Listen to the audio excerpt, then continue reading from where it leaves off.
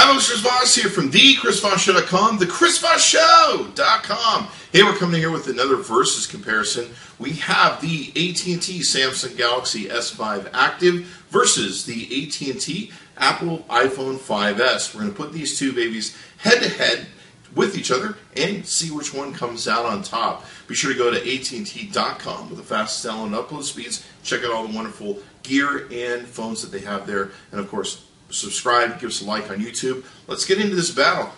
Okay, so let's take a look at a comparison between these two. We'll start out with the specs.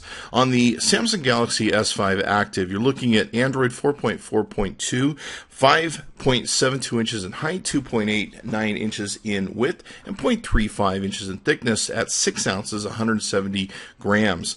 With the Apple iPhone 5S, you're looking at iPhone iOS 7, and it's got 4.87 inches in height, 2.31 inches in width, 0.30 inches in thickness, and comes in at 3.95 ounces, 112 grams. Now, with the Samsung Active, it comes with some specialties where it's water, dust, and shock resistant. It's IP certified to 67, and it's got military standard 810 certification. Its screen size is 5.1 inches with a 1080p true resolution, 432 ppi, pixels per inch. With the Apple, you come in at much less, 4-inch screen size, 640 by 1136 pixels, not a true 1080p, 326 ppi, much less than the Samsung Galaxy S5.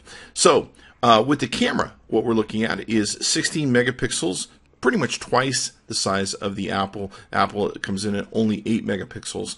With video on the S5, you're looking at 4K video that you can do with 30 frames per second. So you have the newest and latest technology there that you can take and utilize as you probably eventually in the next year or two will own a 4K TV. With the Apple, it's still just at 1080p, 30 frames per second.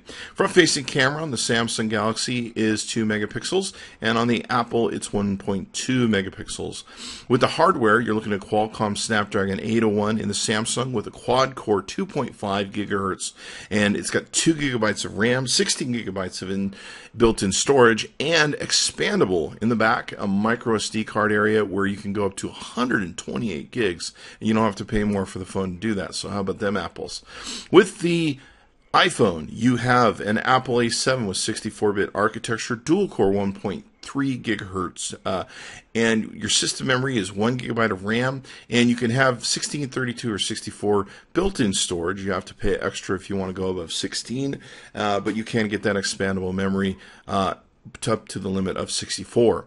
With the batteries on both these devices, you can get 29 hours of talk time on the Samsung, 20 days at 2,800 milliamp hours.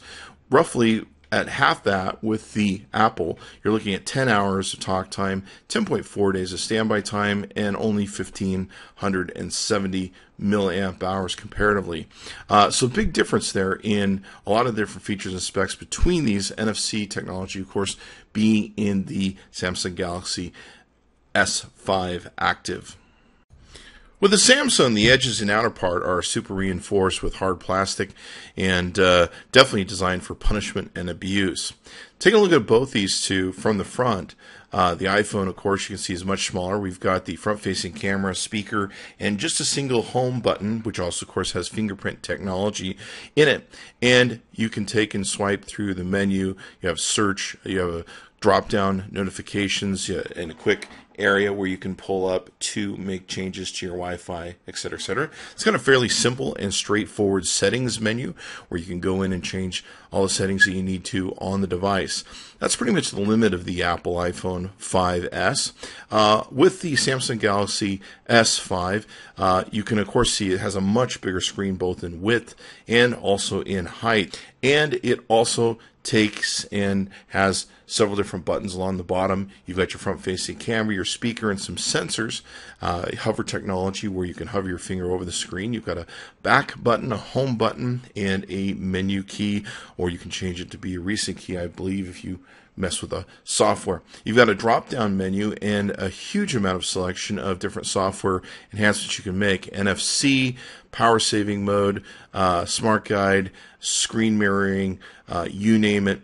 There's also a S Finder There's a mode where you can take and do multi-window, where you can have two windows open at the same time, both in portrait and landscape mode, which is pretty cool. You just slide them over and drag. So a lot of features that you come, especially with software on the Samsung Galaxy S5 Active. Definitely just a really awesome kick-butt phone when it comes to what you're getting for your money's worth in terms of different product selections and everything else.